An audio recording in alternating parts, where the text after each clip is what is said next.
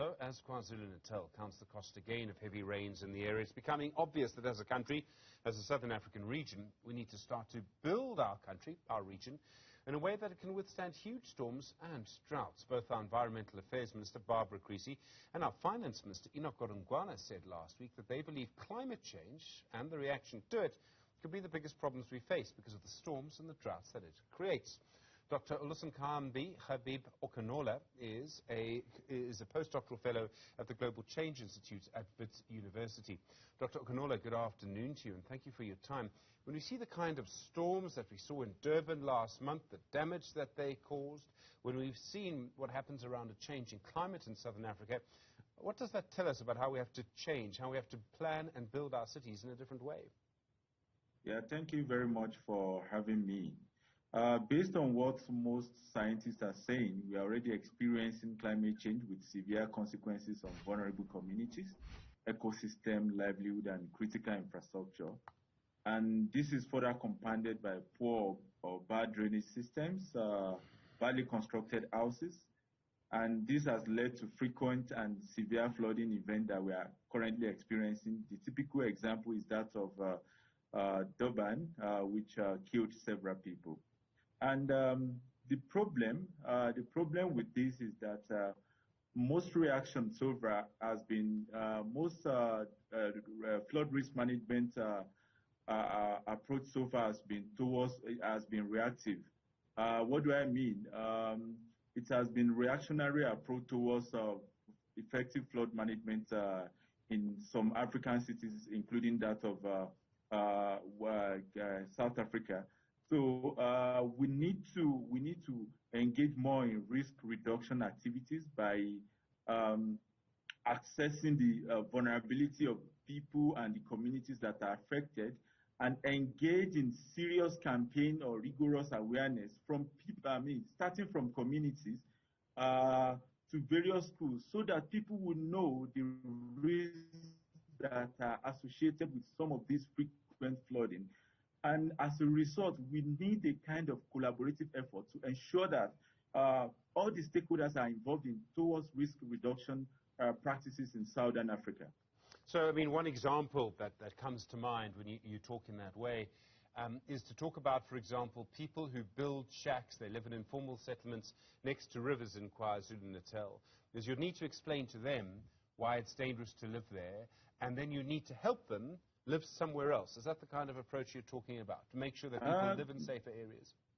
Not exactly, because unfortunately, that is the reality of life. We cannot send them away, but government needs to work with them to ensure that they build a kind of resilient facilities for them, because some of those people are getting their means of livelihood there. So it is going to be difficult to send them away. So we must embrace the resilience. We must prepare the people, and the people must work with the government to ensure that the shanks that have been built are translated to resilient structures that will resist any impact of flood. All of this means that it's going to cost a lot more money, isn't it? There's no way around that. We're going to have to build better. We're going to have to build in a way that's going to be more expensive. Yes, but we cannot also afford to. The question is, where do we send them? Where do we send people that are living in some of these informal settlements? So we are between a hard place and a hard rock. So there are two unpleasant options that are at our hands. So, but I think the most sustainable and the most effective is to collaborate with some of these people and build safe and sufficient structures for them. Cities are supposed to plan for the longer term. So, for example, in places in Canada, we'll build below what's called a 50-year freezing line. In other words, they will build a pipe 12 feet underground, because the last time it froze at that depth was 50 years ago. In South Africa, we are now clearly, in places like KZN, perhaps in Cape Town and other places, we're going to have to build on a sort of 50 or 100-year floodline. Now, we might have thought that certain floods would only happen once every 100 years. If we look at climate change, they're going to happen once every 20 years or once every 10 years. That means that if we need to plan for extreme weather events, we need to have extreme planning. I mean, this could change the shape of a city.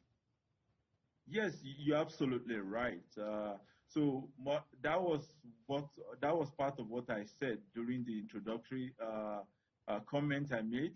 That we need to embark on risk reduction approach. We need to plan ahead. But the problem has been that we adopt reactive approach. Take for instance, the national government are embarking on response and later on recovery process. This shouldn't always be, though there is no way we can prevent flood from occurring, but government needs to do more by planning ahead. Do a kind of vulnerability assessment to know the communities or the people that are likely to be affected by frequent flooding. And based on what scientists are saying, we might even experience more frequent flooding in the future. So we must start the action now. We must start preparing now. We must have a kind of effective preparedness and mitigation measures to actually reduce frequent flood in Southern Africa. You and I have been talking about flooding and big storms for the last few minutes, and I understand why. But the other big thing that's going to come is drought. I mean, cities like Johannesburg, not on the coast, could easily have major droughts in the next few years because of climate change. Cities will need to plan for that too. Of course, we need to plan for that as well, because the issue of climate change is a global phenomenon, which is not only peculiar to Southern Africa alone. So it is something that is being experienced all over the world. So there is need to embark on mitigative measures and preparedness measures. So more needs to be done in terms of water management, because of course there is every tendency based on various models that have been predicted by scientists that we are going to experience more in the future.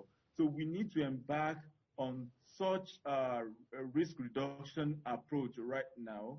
And this cannot only be achieved by government. Government needs to work with civil society organizations as well as community groups to ensure that we are well prepared for frequent or imminent drought that has been predicted by scientists.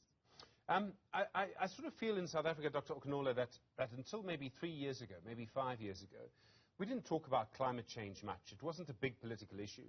It's becoming a big political issue now. Do you think people are beginning to understand how serious this is? They're beginning to demand that their politicians act? Yes, so it has become a big political issue because people are now seeing the impact. Take for instance, there was a huge flood event in KZN in 2019, and what has happened in April last month, to be precise, has made people to be more aware of these the various consequences of climate change. So more reasons why people are demanding more from national government to do more, to invest more on climate change adaptation measures. So there's more awareness. People are seeing it now. So it is more than theoretical now. People are seeing the effect. They are feeling the impact.